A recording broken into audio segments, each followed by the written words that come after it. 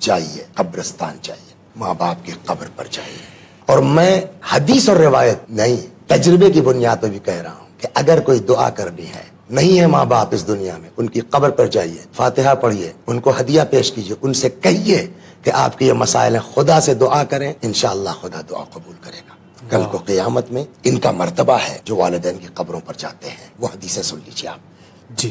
سید الابرار یوم القیامہ رجل بر والدیہ بعد موتہما. سوال آپ کا کیا تھا؟ ماں باپ مر گئے اور اب ہمیں کیا سمجھ کریں؟ میں آیا. اب ہماری سمجھ میں آیا کہ اب بھی نیکی کر سکتے ہو.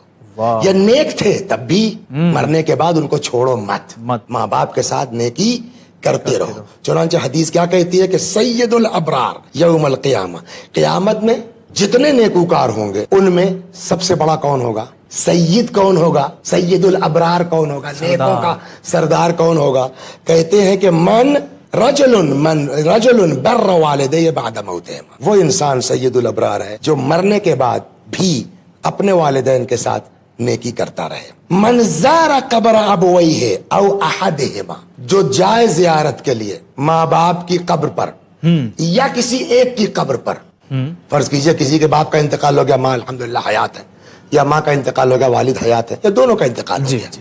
تو اگر کوئی جو ہے وہ زیارت کرتا ہے جا کے قبر پر اپنے ماں باپ کی یا ان دونوں میں سے کسی ایک کی، فی کل جمعۃ، ہر جمعے کو، غفر لہ وکتب برا، معاف کر دیا جائے گا. دیکھیے دونوں فائدے ہیں. ایک طرف جو ہے وہ بہرحال ماں باپ کو اس لیے کہ روایت ہے کہ مردے کو اندازہ ہوتا ہے کہ میری قبر پر کون آیا. واہ. مانوس ہوتا ہے مردہ جب اس کی قبر پر کوئی جاتا ہے.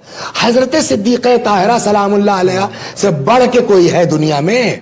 وصیت میں جناب صدیقہ طاہرہ کے یہ فقرہ ہے، علی میری قبر پر آنا، علی میری قبر پر بیٹھ کے قرآن پڑھنا. یعنی مردہ مانوس ہوتا ہے. مانوس ہوتا ہے.